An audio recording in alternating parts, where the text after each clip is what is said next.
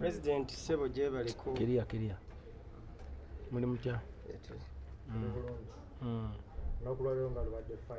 olunaku lubadde lulungi amiina okikoze otya okuba nti federation okuba mwagitandika jam session abantu bakyajja abayimbi bakyajettanira abayimbi balina ogyetanira because jam session eno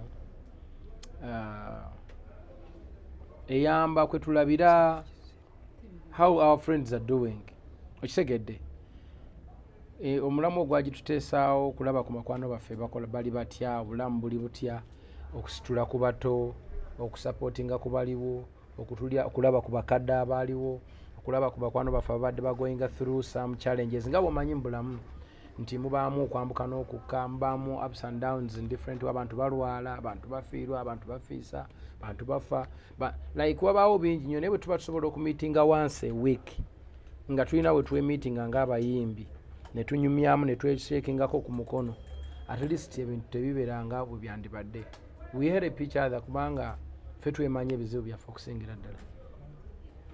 Oyogedde ku bizibu ate bangi bavuddeyo bavumirira federation naddala ku ntimbagano ku social media babuza embalirira bayogera ku ssente ezigambibwa nti zabaweebwa gavumenti. Baani atandike n'omukyala azawe yavaayo n'agamba abayimbi bafunye ssente ate oluusi nga tezibayamba ate nga mwemwena bafaani basobola okubawa ssente ezisobola okubabeezaawo. Omanyi nina akantu kena bagamba ku back luli ne baga nti omuntu buli wabeera outside of something oba outside w'ennyumba oba w'ekikomera n'ayogerera eyo afuuka noise maker naye bw'abanga ali munda n'ajja munda that's when they get to know the truth. Nze ndowooza ajje wano ku UNMF ebintu ebyo abibuuze secretariat bajja bimunnyonnyola naye abitegere bulungi naye tasobola kubitegeera nga ali outside.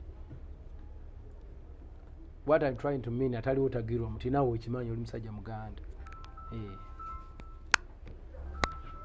So bino bye baba banja byo byogerako ani abanja abayimbi bangi nnyo bali awo tebafunyeemu bajje oyagala tugende nga tubagoba bugoba emisinde yonna gye bali buli abenefiti nzazze atali mu bwetaavu tajja kati fe tumusangewa ali mu bwetaavu yajja oyo yenna awulira nti talina benefiti ng'ajje okisegedde. Waliwo omulango ogubadde gukubibwa ogubadde ogwa corruption awaza we yaviriddeyo n'agamba nti mulinga abeesuliddeyo ogwannaggamba nti at least nga mmwe eddoboozi ery'abayimbi mwandivuddeyo ne mwogera andi kati olaba ebiseera ebisinga omuntu bw'akula okimanyi nti akendeeza n'ebigambo lwa nsonga aba alina experience ng'alabye kyamukisa mulungi nti azawe gye tuli jajja ffe bingi bye tumanyi byatannalaba kuba wano tuluddewo okisegedde golowooza nze nkufaananira abantu abaagala corruption simwagala era ayikondemu corruption oba okitegedde naye ekigendererwa mu ebyo ebiseera ebisinga nga bwe muzze mulaba Uganda bwetambula abamu beekwasa obusongasonga naye nga balina bye baagala okukola ki okweyisaawo. Like for example, I cannot incite violence. Nze Musuuza Edirisa ku Uganda gye mmanyi n'ebintu byendabye sikyayinza kusapootinga muntu kwekalakaasa okitegedde. Abamu beekalakaasa olw'okuba they are inspired by Kenya. Oyinza otya okuba inspired by Kenya? Abantu abayokya parliament, abantu abayokya bizinesi z'abantu, abantu abamenya amaduuka ne babba bizinesi z'abannaabwe. Gw'oli mu kulwana ogamba oyagala bakuwage ogende weekalakaase naye ogamba nze lwaki togenda okisegedde kwegenda oba owulira oyagala genda tekikwetaagisa kutandika kuŋŋamba lwaki toŋŋamba edi ŋŋamba vaayo otugambe tugende gwegenda. Abantu bangi nnyo nga nange mwendi tetwagala corruption era tumuvumirira naye ekigendererwa ky'okwekalakaasa kuno kiri ki? Recently beekwasa we want our kabaka. Omuntu alina abaana be, omuntu alina ab'eŋŋanda, omuntu alina abakulu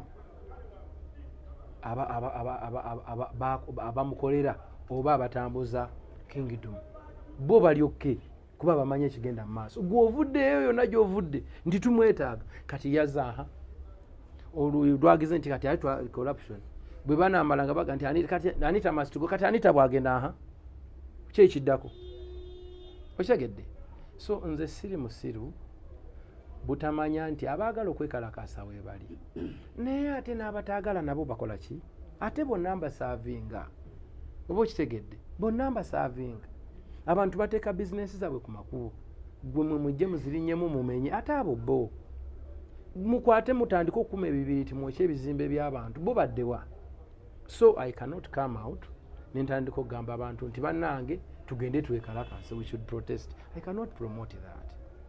Okitegedde I can't promote protest. Tosuubira nti abantu abavayo nga boogera ebyo oba olw'okuganyiza obba abo baagala tutiisatiisa naawe ng'olw'okuba oli popular we shall boycott oba oyagala oba okitegedde naye temututiisatiisa wamma bintu byakuteeseganya bintu byakutambula bulungi bintu byakumakinga sure nti ensi yaffe tugyongerako okitegedde tetugenda kuva eno tutandika okuwagira abantu abaagala okubba ebintu by'abantu olw'okuba bo baagala nnyo omuntu yenna awulira nga ayagala kukyusa gavumenti agende ayiye agijjeko ffe tetumuyinaako buzibu era gavumenti ye bwenajja tujja kugiwagira kubanga ijja okubanga ekola ki they will set rules and regulations and we shall follow okitegedde naye ffe temudde olw'okuba tuli popular tulina following mutuwagewage mutugikozese bubi nze nyina experience wano nduddewo manye ebintu bingi kyova olaba nasirikako okitegedde ate nze nno munaye bandindese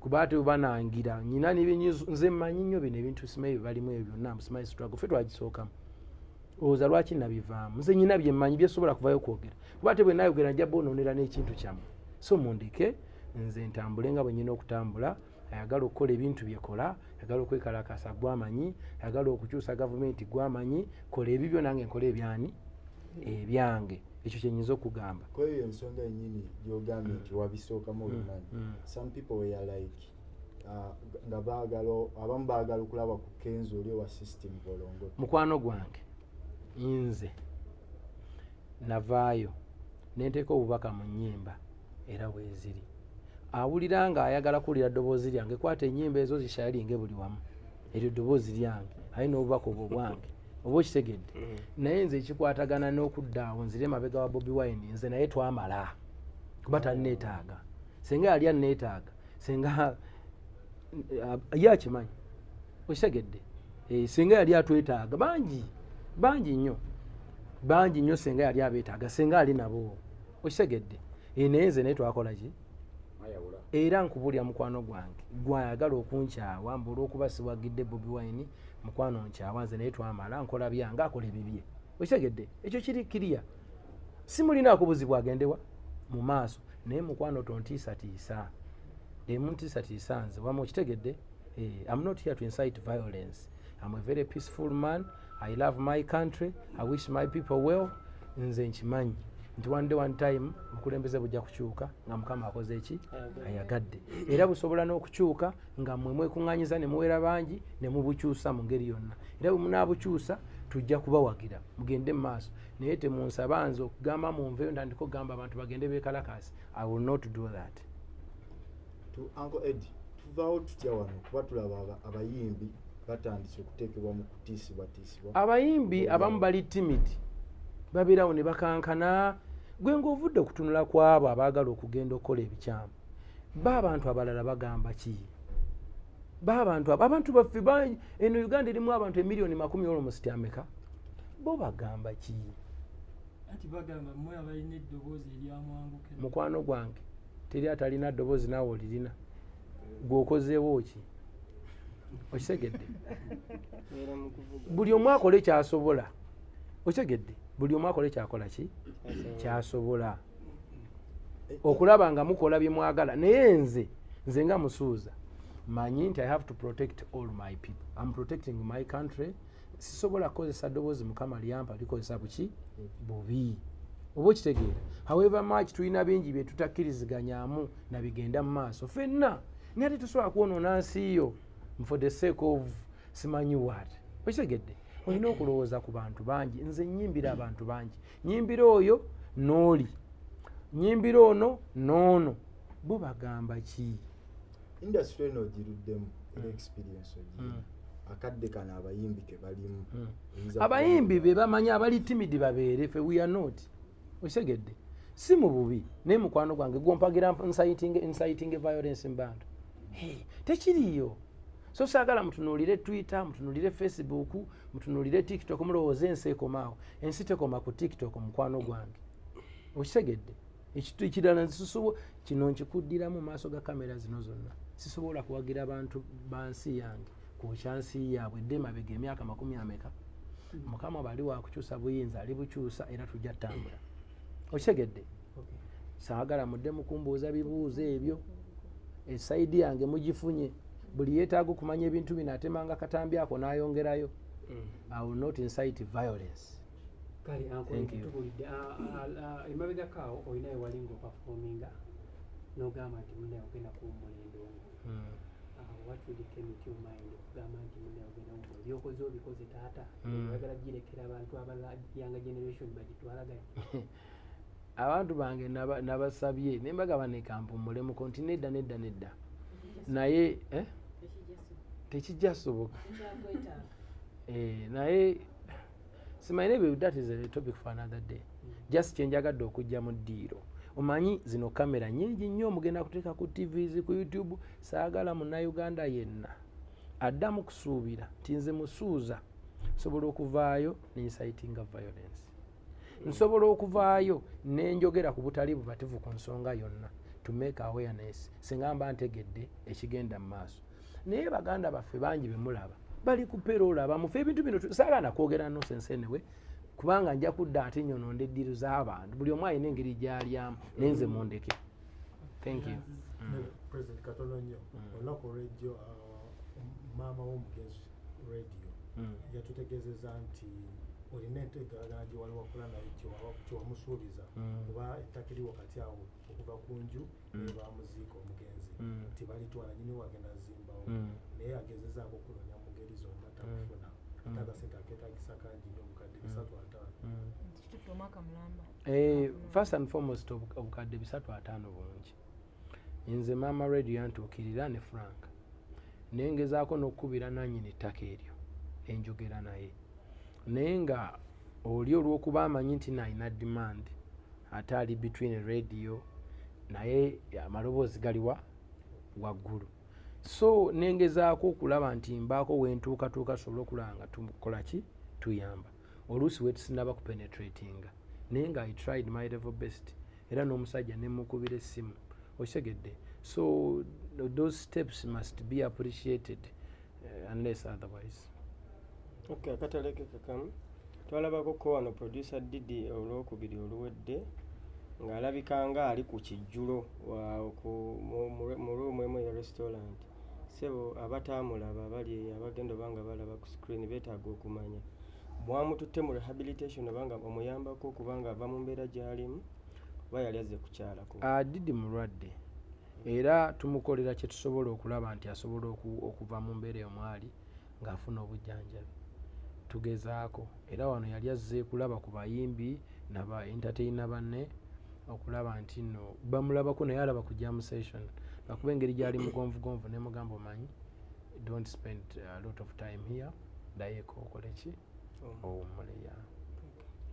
Uncle Kenzo lunaku olwaleero tulabye Alien Skin wano ate nga Alien Skin yali omu ku bayimbi abavayo ne bagamba nti Federation talina kyajeetaaza.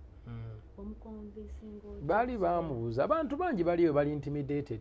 My friend kankubuulire music industry eri mu katya people are intimidated because abamu abayisaawo ebyabwe tebaagala tubeere united.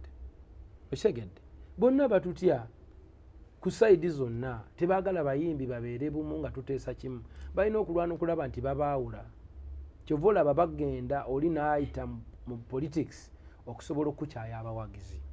Kati bino bye mbagambye bangi abagenda obutemaatema boogerera okwo because baagala tuluzinge kye tulina. Those political people are very bad, my friend. Tebaagala music because music is the only unifying factor. Music kyekintu kyokka Tony gyenyinza okukubira neesanyusa buli muntu mu lulimi lwe. So baagala nnyo okutusalako amaanyi ge tulina nga bayita mu politics. Lwaki tewawagidde corruption? Lwaki tewagize booti? Lwaki tewagambye wano? abantu batukyawe naye my friend nze nakoowa kuba ne mukama kyampaddeko oluusi osanga kimala so saa kuntiisatiisa. I will not incite violence. I will not. okaddamu ovuko